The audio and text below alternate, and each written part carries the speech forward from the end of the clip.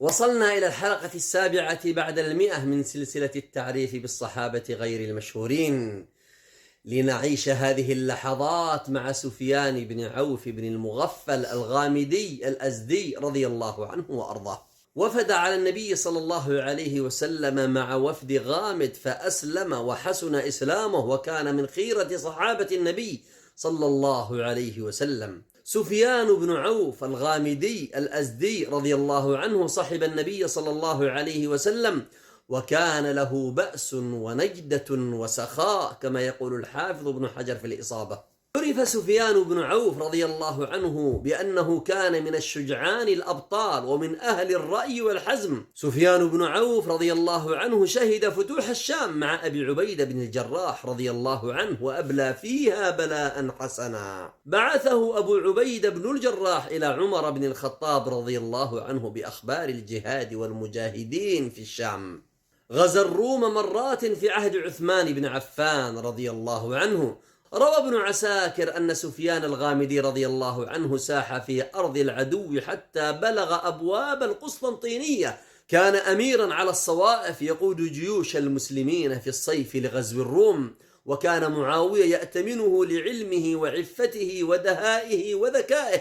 وفي آخر غزوة غزاها بلاد الروم بعثه معاوية رضي الله عنه حتى اقترب من أبواب القسطنطينية، فمرض وثقل وأحس بالموت، فخطب بالناس لما ثقل وقال لهم: إني لمآبي فأقيموا علي 3 أيام. فأقاموا عليه فمات في اليوم الثالث، فبكت عليه العرب جميعا حتى كأنه كان والدا لهم.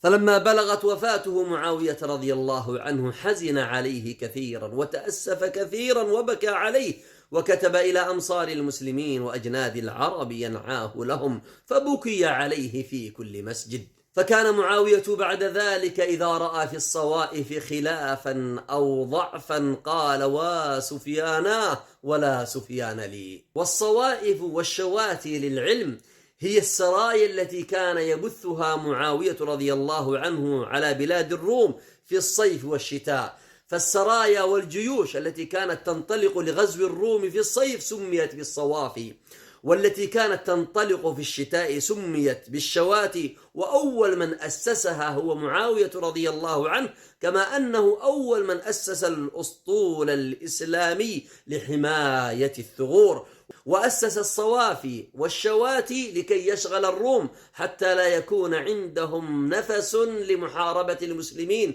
أو لإعداد الجيوش لهم. في تاريخ الطبري وابن الأثير أنه في عام 50 كانت غزوة سفيان بن عوف الأزدي أرض الروم، وغزوة فضال بن عبيد الأنصاري البحر، وكلاهما من الصحابة. وذكر أن سفيان بن عوف الغامدي قد سار إلى بلاد الروم فأوغل فيها إلى أن بلغ أبواب القسطنطينية مرة أخرى دون أن يتم فتحها. كان ذكيا ماكرا مخادعا للروم رضي الله عنه، والحرب خدعة. فكان إذا أراد أن يغزو جهة الشمال أعلن أنه سيغزو جهة الجنوب، فتنطلق جواسيس الروم تخبر الروم بأن سفيان بن عوف سيغزو جهة الجنوب، فإذا بهم يفاجؤون بأنه قد غزا جهة الشمال. وإذا أراد جهة الجنوب أعلن أنه سيذهب جهة الشمال، فتنطلق الجواسيس بذلك، فسماه الروم بالثعلب أو بالثعلب المكار. ذكروا أن معاوية أمره أن يركب البحر لغزو الروم، فجاء إلى البحر فقال: اللهم إن الطاعة علي وعلى هذا البحر، اللهم إنا نسألك أن تسكنه وتسيرنا فيه. انظروا سيرته في الكتب التي ترجمت للصحابة كالإصابة لابن حجر وغيرها من كتب الصحابة.